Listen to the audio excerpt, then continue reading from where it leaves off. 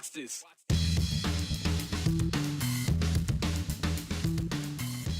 Well, the Caldwell School District doesn't have any school resource officers in any of their schools. Budget cuts forced them to remove that resource last year.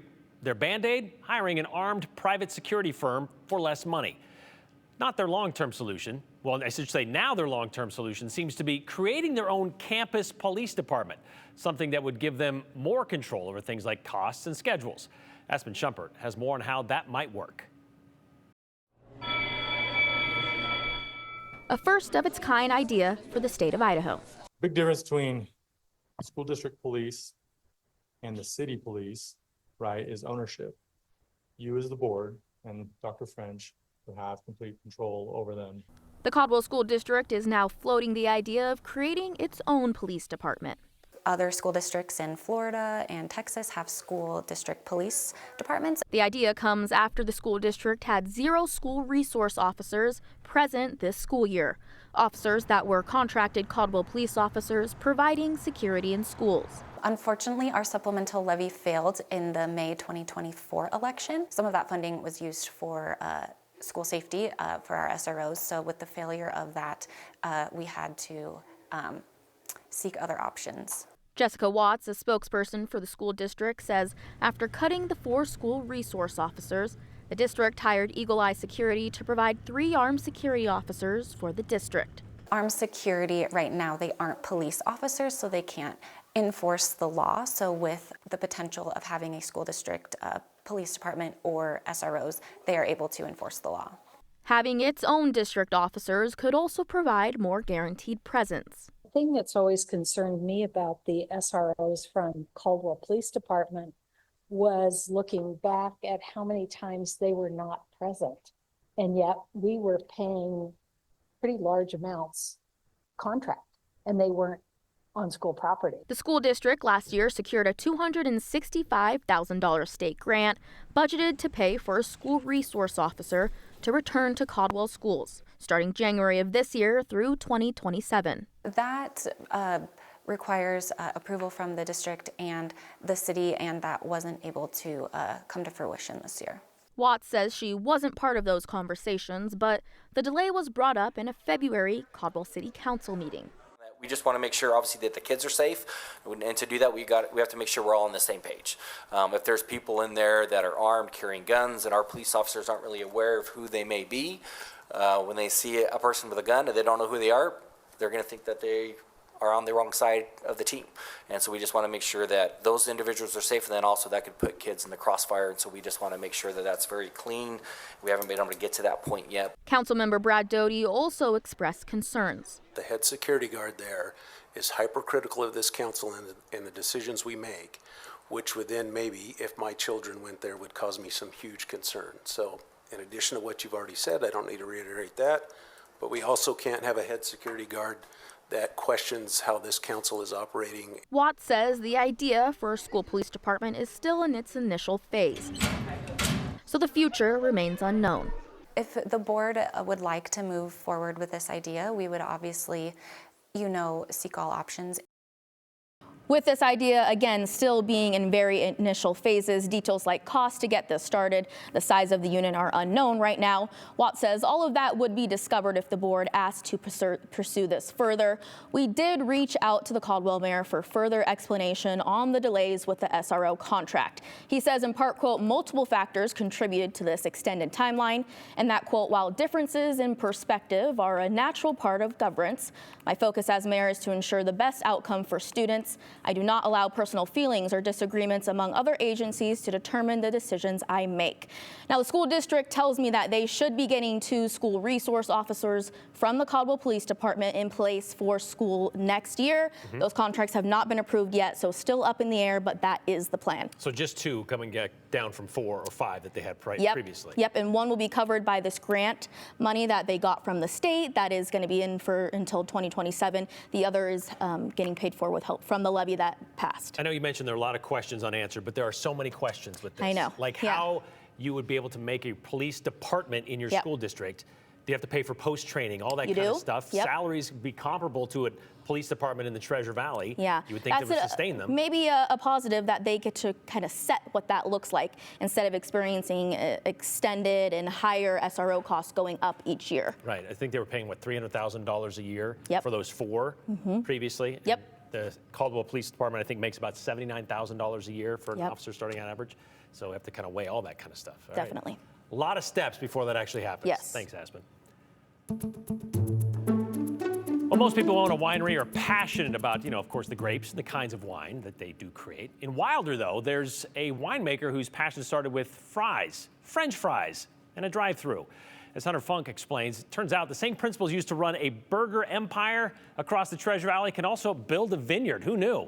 Before, she was pruning vines, right? This is all kind of coming together for Exactly. this You nailed it. Shearing sheep, she's pruning vines. Minnie Mayer was flipping burgers. Well, technically, she was overseeing the business side of it all, and she owns multiple McDonald's restaurants. And believe it or not, the experience is a blueprint for her vineyard.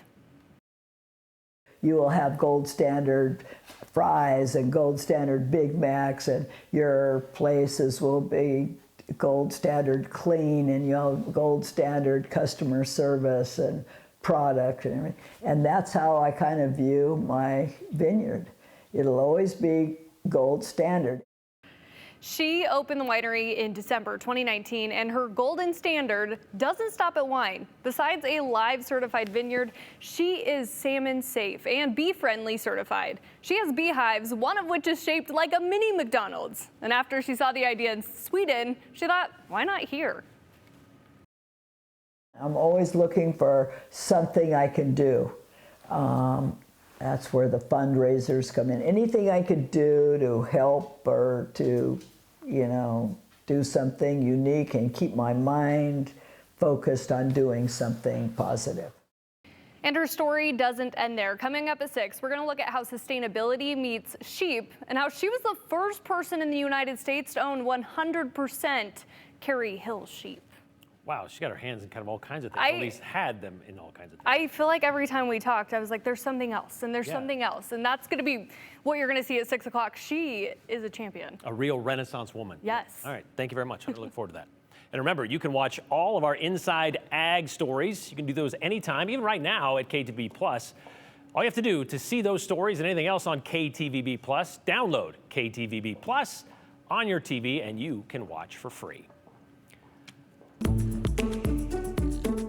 A missing persons case has turned into a homicide investigation. Security guards in Coeur d'Alene, they say they didn't do it. They didn't drag a woman out of a meeting. And Canyon County Pride just put up a billboard unapologetically. Morgan Romero has details on those 2-8 stories and more in today's 411. A missing persons case in Custer County is now a homicide investigation.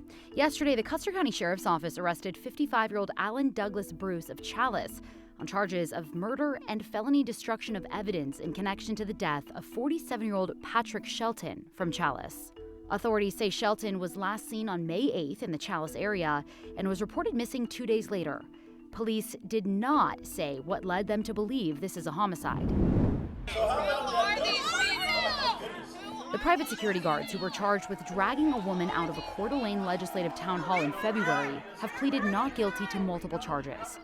The Coeur d'Alene Press reports 4 security guards associated with Lear Asset Management were charged with misdemeanor battery, false imprisonment, and other charges. One other man was charged with battery. He also pleaded not guilty. Investigators say they don't know what caused the deadly house fire in Garden Valley last week. The Idaho State Fire Marshal says because of the extensive damage caused by that fire, they can only speculate on how it started. The fire killed 15-year-old Tristan Stevens, who lived in the house with his grandma. A celebration of life for Tristan is happening tonight from 6 to 7:30 at Story Park in Meridian. We decided to put up a billboard to let the community know that we are here and we're queer and we aren't going anywhere. Need to know more information on the Canyon County Pride Festival? Just check out their newly installed billboard at the intersection of 11th Avenue in Nampa. The vice president of Canyon County Pride says last year's event far exceeded expectations, with more than 3,000 people showing up. This year, they've tripled the festival space at Lakeview Park and increased the number of booths from 30 to nearly 100.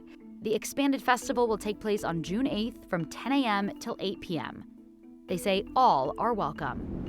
A huge congratulations to our team here at KTVB, earning 2 regional Murrow Awards. Our News at 10 team won for their newscast during a dangerous thunderstorm and microburst. Justin Core and photojournalist Troy Colson won for News Series on their 3-part series called Violent Extremism: Inside Hate in Idaho. You can watch that entire series right now on KTVB+. Just download the app on your TV and watch for free. And that's the 411 on the 208. I'm Morgan Romero. What's that saying about the perfect couple? Something about being good in the sheets or... No, I mean with the sheets, as in sheet music. Well, Jim and Myra have been music to each other's ears for decades. We're returning to a tune we first played for you 20 years ago. How about you? You know of any heartwarming love stories around the 208? Or maybe anything else you want us to check out? Text us your ideas. We'll even take your comments and questions about today's show. 208-321-5614 is the number, and all you have to do is include your name and the hashtag #the208.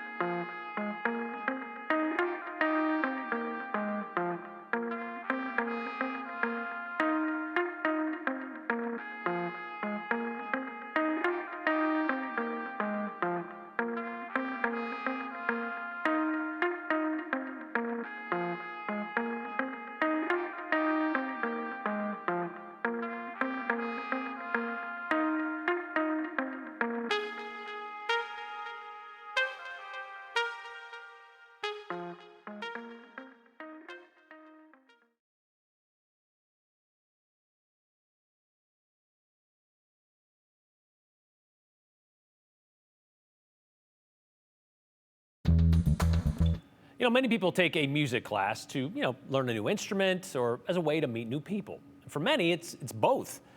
The organ isn't exactly an instrument to take lightly. There's multiple keyboards, pedal boards, all kinds of stuff. You kind of have to go all in to master it.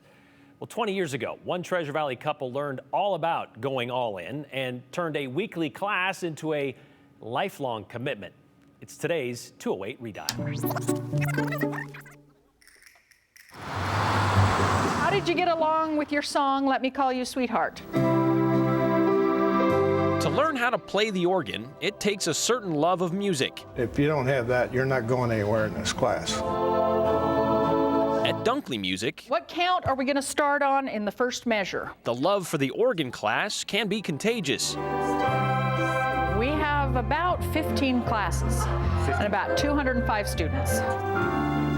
But it's a love that's not always limited to the beats and bright lights of the instrument. So it's kind of a social thing. And Jim Kemper I started almost 3 years ago. and Myra Rome I don't remember exactly what year I started. have been in the same Wednesday morning class for more than a year. Last fall, how she hit her notes wasn't the only thing Jim noticed about Myra. We just, started talking, and I don't know, it just kind of went from there, really. And it went there without much delay. They began dating in December. I think I asked her out for lunch after class one day. Yeah. They were right outside my window. And I didn't mean to eavesdrop, but I happened to hear him ask her if she was seeing anybody and if they wanted to go out. And I was like, oh, it's a romance. 2 weeks later, Myra told Terry about the classroom courtship. Oh, we're so much in love. We're crazy about each other. They think like teenagers, but they aren't, No, they aren't. We're both 72. 72. Which is why wasting time wasn't part of Jim's plan. Oh, I think it probably happened in January. That's when I asked her to marry me. January the 20th. Yeah, something like that. And the wedding would be something like this. In the room where they met, surrounded by synthesized sound, Jim and Myra celebrated their real love for each other. Thank you, Mara. To be my All because of a weekly organ class where the students practice and apparently They date and get married. sounds like a strong recommendation for single seniors. Oh, yes. I wouldn't guarantee that they would find a mate, but, you know, who knows? Mr. Kemper, you may kiss your bride. Brian Holmes, So cute. Idaho's News Channel 7. Well, Jim told us the reason they had the wedding at Dunkley Music was because, well, they were offered that place on a deal, and they took it, yeah. Well, lots changed in 20 years. Dunkley's has since moved to Meridian. I don't think they offer organ classes anymore. They're on Eagle Road next to Lowe's. The Inn at 500 now sits in that spot in downtown Boise where Dunkley Music was. But you know what hasn't changed? Well, not much anyway. Jim and Myra Kemper, now 92 years old. 20 years? 20 years. Well, it went fast, but we've got a lot of years to go, too. Has it been a good 20 years? Oh, yeah. Oh, yeah.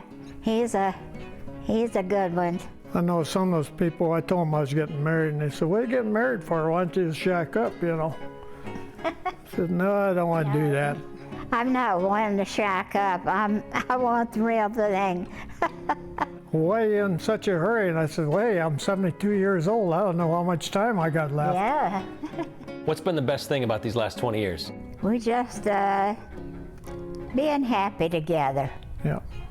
Yeah. Just finding things that we both like to do. We had a good time. Yeah. Traveled quite a bit. Wow. Did different things, you know, while on cruises, went up in Canada, down in Mexico, and even in the States here, you know, we traveled. So you would highly recommend Love Late in Life, is what you're saying? Oh, yes. Oh, yeah. That's right. I guess there's something or somebody for everybody, I guess. Coming up next week, anniversary. Big plans? Yeah. Well, we might go out to dinner at Wendy's or something. We'll have to do something. Would you be okay with going out to dinner at Wendy's? Wendy's? Well, I think I could find a better place. Jim, you got to find a better place than that. Jim and Myra took up square dancing a few years after they got married. They did that for a while, too. However, they've since given up playing the organ. Myra had a hard time being able to read the music, so she stopped, and then Jim just lost interest after that. But that doesn't mean they've lost interest in each other at all. As Myra said, she doesn't believe in shacking up. She wanted the real thing, and I think she found it in Jim.